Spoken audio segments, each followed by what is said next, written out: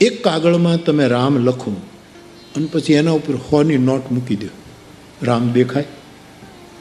ન દેખાય.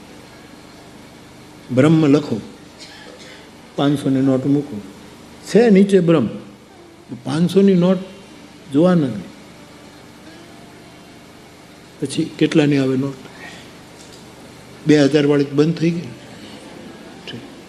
પછી જે બીજી 500ની રાખો ને આપણે એનો ઉપર. એક 100ની નોટ નીચે રામ હોય એને દેખાવા નથી દેતું. થપ્પીઓ ને થપ્પીઓ કેમ રામને દેખાવા દેશે? એ જ મોટો પ્રશ્ન. એટલા માટે ઉપનિષદકાર કહે છે કે સુવર્ણના લીધે આ સત્ય છુપાઈ ગયું છે, એ ઢંકાઈ ગયું છે, એટલે દેખાતું નથી. આ સોનાનો પહાડ શ્રી હનુમાનજી મહારાજ હવે જ્યાં જ્યાં જાય છે ત્યાં પોતે સોનાના, હવે લંકામાં જશે એ પણ સોનાના, અને માં જાનકી જેને મળવા જશે હનુમાનજી, એ માં પણ સ્વર્ણકાયી છે, સ્વર્ણદેહી છે. પણ મહાપુરુષની કસોટી ત્યાગે નહીં, એને સોનાનો ત્યાગ કર્યો. હાથ એમ ફેંકી નથી દીધું, નહીં નહીં નહીં નહીં નહીં નહીં, પગે નહીં અડતા, એમ ન કર્યું, અડી લ્યો હાલો ને. એને તિરસ્કાર ન કર્યો, હાથ પહેર્યો, બહુ સરસ, પણ મને આરામ, અત્યારે મારું કાર્ય અટકે છે એટલે હું જઈશ. આ સૂત્ર લાગુ પડે છે પુરુષની પરીક્ષાની. ત્યાગે ના, નીકળી ગયા. પછી શીલે ના, સુરસા આવી, દેવતાઓએ મોકલી સુરસાને. સુંદરકાંડના પ્રસંગો આપ સૌ જાણો છો. અને હનુમાનજી મહારાજની સામે મોઢું પોળું કરીને આજે મને દેવતા ખોરાક આપ્યો છે, હું તને ખાઈ જઈશ. પર શ્રી હનુમાનજીને ખાઈ જવા માટે 1 યોજન મુખ પોળું કર્યું. કથા તમે જાણો છો. હનુમાનજી ડબલ થયા, પેલી વળી ડબલ થઈ. હનુમાનજી 32 યોજન થયા. સુરસાએ 100 યોજન મુખ પોળું કર્યું અને હનુમાનજી એકદમ નાનકડા થયા. સુરસાને શીલથી જીતી. શીલવાન કોઈ દિવસ સ્પર્ધામાં ન પડે, સ્મરણમાં પડે. શીલવાનનું એને શીલે જીતી લીધી. આપણે કોની સ્પર્ધા કરવાની? જીવ ગોસ્વામી અને સનાતન ગોસ્વામી ચૈતન્ય પરંપરાના 2 મહાપુરુષ, અને એમાં સનાતન ગોસ્વામી મૂર્ધન્ય પંડિત વૃંદાવનમાં છે. કાશીના એક દિગ્ગજ પંડિત, તમામ શાસ્ત્રોને ઘૂંટીને પી ગયેલા. હકીકતમાં એ વૃંદાવન જાય છે. સનાતન ગોસ્વામીનું નામ સાંભળ્યું છે અને થયું કે મારે એની સાથે શાસ્ત્રાર્થ કરવો છે. મુલાકાત થઈ, એકાબીજા પરસ્પર પ્રણામ કરે છે. કાશીના પંડિતે સનાતન ગોસાઈજીને કહ્યું, મારી સાથે શાસ્ત્રાર્થ કરો. જો તમે જીતો તો હું તમને લખી આપું કે હું કાશીનો દિગ્ગજ પંડિત સનાતન ગોસાઈની પાસે હાર્યો છું અને હું શરણાગતિ સ્વીકારું. અને જો તમે હારો તો તમે લખી આપો કે હું સનાતન ગોસ્વામી કાશીના પંડિતની સાથે શાસ્ત્રાર્થમાં હારી ચૂક્યો છું, હું લખી આપું. હસતા હસતા સનાતન ગોસ્વામીએ કહ્યું કે એ શાસ્ત્રાર્થ પછી રાખી, લાવો ને કાગળ, હું લખી જ આપું. કાગળ આપ્યું, લખી આપ્યું કે હું કાશીના પંડિત પાસે હારી ગયો છું, સનાતન ગોસ્વામી. એમાં તકરાર કરવાની શું જરૂર છે? હું હારી ગયો. અને પછીનું જે વાક્ય બહુ સરસ છે, અદ્ભુત વાક્ય છે, ગજબનું વાક્ય છે. લક્ષ્મણ બાપુ, સનાતન ગોસ્વામીએ શું લખ્યું કે હું હારવા માટે સાધુ થયો છું. આ મહત્વ. હારે કો હરિનામ. સાધુએ હારવાનું હોય. કોને જીતવાનું? કોણ બીજો છે? કોણ બીજો? આ શીલ છે, શીલે નહીં. પંડિત તો રાજી થઈ ગયા, લખી આપ્યું, હું હાર્યો, લખી આપ્યું. પંડિતજી એકદમ ગુરૂર, મેં સનાતનજીને હરાવ્યા. શાસ્ત્રાર્થ જ ન કરી શક્યા, પહેલાં જ લખી આપવું પડ્યું. આટલો બધો ગર્વ થયો અને યમુના નદીને કિનારે કાશીના પંડિત ગયા. ત્યાં જીવ ગોસ્વામીજી મળી ગયા. જીવ ગોસ્વામીજીએ કહ્યું, પંડિતજી શું વાંચો છો? કે સનાતન ગોસ્વામીજીને મેં હરાવ્યા, શાસ્ત્રાર્થ પહેલાં જેણે હાલ કબૂલ કરી દીધી, આ કાગળ વાંચો છું. હું જેને ગુરુ માનું છું એણે લખી આપ્યું અને તમને ગર્વ થાય છે કે હરાવ્યા, એ તો એની મહાનતા છે, પણ મારી સાથે શાસ્ત્રાર્થ કરો. જીવ ગોસ્વામી બેસી ગયા. ઘણા પાસે આટલા માટે જ વિદ્યા હોય છે, જ્યાં હોય ત્યાં બેહી જ જવું છે, એકાબીજાને હરાવવાનું. આમ આમ ગામડામાં જુગારી પત્તે રમે, એમ પંડિતો આનાથી રમે, બાકી આ સિવાય બીજું કાંઈ નથી સાહેબ.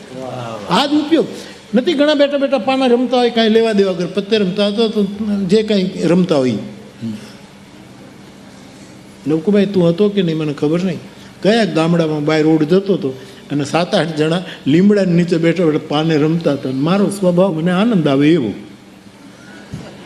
સૌને પોતાના સ્વભાવનો પોતાને આનંદ આવવો જોઈએ, બીજાને અનુકૂળ પડે કે ન પડે.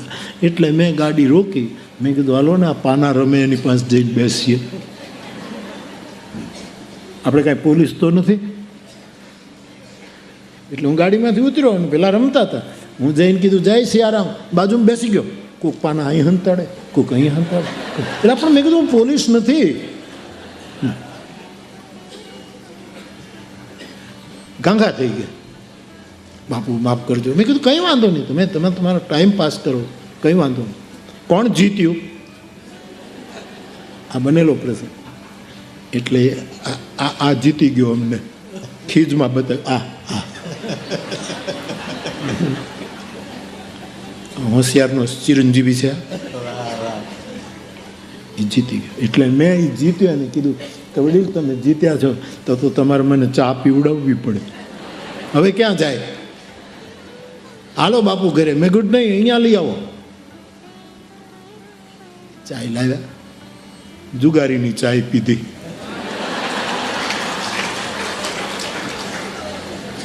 પણ હતી સારી હો લોકભાઈ. જીત્યો તો ને ખાંડ બાંડ બધું બરાબર નાખ્યું હતું.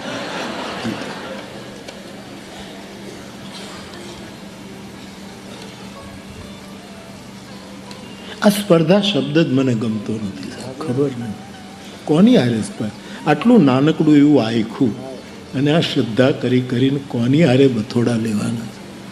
શ્રદ્ધા રાખો, શ્રદ્ધા રાખો, શ્રદ્ધા. આમાં કેટલું આપણે ગુમાવ્યું છે.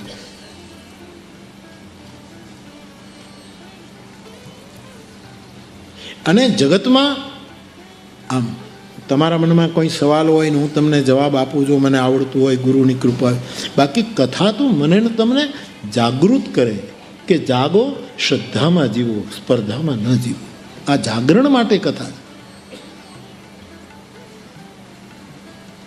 હું પહેલાં કહેતો, સૌથી પહેલાં ગિરનારમાં હું ગિરનારી બાપુ, અમરદાસ બાપુ, લાલ બાપુ, ભારતી બાપુ, ગિરનારમાં બહુ જંગલમાં એક વૈદ્ય રહેતા હતા યુવાન, એમાં અમે શિવરાત્રિમાં બેઠા હતા. ઘોર જંગલ, 5 જ જણા. હવે તો મારે લલાટે લખી ભીડ ભીડ ભીડ, એટલે બહુ મુશ્કેલી. સત્સંગ ચાલતો હતો. મેં કહ્યું કે પતિ પત્ની વિશ્રામ કરતા હતા. દિગુ બાપુ 2 જણા વિશ્રામ કરતા. એમાં પેલા પતિને સપનું આવ્યું. વાર્તા સાંભળજો. વાર્તા રે વાર્તા. બાવો ઢોર ચારતા, ચપટી બોર લાવતા, આ છોકરાને સમજાવતા. એક છોકરું રિહાણું, કોઠી આડું બિહાણું, કોઠી પડી આડી, છોકરે રાડ પાડી, અરર માડી. આ વાર્તા રે વાર્તા. આવી નાની નાની વાર્તાનું સંપાદન અમારા જયદેવે કર્યું. બાવો બોર બાંટતા, કથામાં જે વાતો આવી. તો પેલાને સપનું આવ્યું. સપનામાં પછી બેંક લૂંટી. બાપુ ભરતદાન બાપુ બેંક લૂંટી. બેંકમાં ધાડ પાડી અને સાહેબ જેટલા બેંકમાં રૂપિયા હતા એ લીધા. સપનામાં પેલી પત્ની તો બિચારી બાજુના બેડ ઉપર સૂઈ ગઈ હતી. આ ભાઈ પોતાની પથારીમાં આરામ કરતો કરતો સપનામાં ગયો. બહુ મોટી ધાડ પાડી છોકરાઓ. અને પછી પોતે જે ઓઢીને સૂતો હતો ને એ ચાદરમાં બધી નોટો નાખે સપનામાં, ગાહડી વાળે. એને ચડાવે કોણ? બહુ મહેનત કરી આદમી. સપનામાં, આ બધું સપનામાં છે. એ આખી ગાહડી લઈ અને સપનામાં બેંકમાંથી બહાર નીકળ્યો અને 2 પોલીસ ઊભી હતી. હે બેંક લૂંટી છે? આ બધું સપનામાં. પોલીસે સપનામાં જતા, બધું સપનાના જ પોલીસ, બધું સત હરિ ભજન જગત સબ સપના. આ બધા જ પ્રપંચ સપનાનો ખેલ છે. સાહેબ પોલીસે એને પકડ્યો, રંગે હાથ, નોટો સહિત પકડ્યો. હવે તો કોઈ સવાલ જ નથી. હા, બેંક તોડે છે, લૂંટે છે, શરમ નથી આવતી? અને સાહેબ લઈ ગયા થાણે. અને થાણામાં જે પ્રસાદી અપાતી હોય એ બધી આને બહુ મોટું સત્કર્મ કરીને આવ્યો હતો એટલે એને પ્રસાદના પડિયા આપ્યા. એને બધા પ્રસાદના પડિયાની બળિયા, એક આઈ નાખ્યો, એક કમર ઉપર નાખ્યો, બધું સપનામાં. સવારે એને હાજર કર્યો કોર્ટમાં. ચોરી પકડાણી છે, રંગે હાથ પકડાણો. અને સાહેબ તત્કાલ મેજિસ્ટ્રેટે એને 10 વર્ષની જેલ આપી. કડક જેલ આપી. 10 વર્ષ સપનામાં જેલમાં ગયો. 1 વર્ષ જેલનું કાઢી નાખ્યું, 2 કાઢી નાખ્યા, 3, 7 વર્ષ કાઢી નાખ્યા જેલ સપનામાં. પછી 7 વર્ષનો રીઢો થઈ ગયો ને તે પછી કંટાળ્યો એટલે કેદીઓમાં બાધ્યા જ કરે. અંદર એકાબીજાને માર્યા કરે, થોડ થપાટ કર્યા કરે, બાંધે, કોકનું ખાવાનું લઈ લે, કોકનું આમ કરી નાખે અને માથા ભારે થયો. સપનામાં બધાને માર્યા કરે. ત્યાં સુધી તો વાંધો નહીં, જેલના બધા કેદીઓ હતા એને મારે ત્યાં સુધી. એક દિવસ હું થયું, 2 પોલીસને માર્યા, 2 થપાટો મારી સપનામાં. બધું નહીં આમ હાચામાં મરાય, સપનામાં 2 લાફા મારી દીધા પોલીસ. એ પોલીસે જઈને એના મોટા અધિકારીનો વાત કરી કે અમને માર્યા. કોણે? કે આણે, જેણે બેંક લૂંટી, એને 10 વર્ષની જેલ. એ મોટો ઓફિસર આવ્યો, એને 2 નાખે.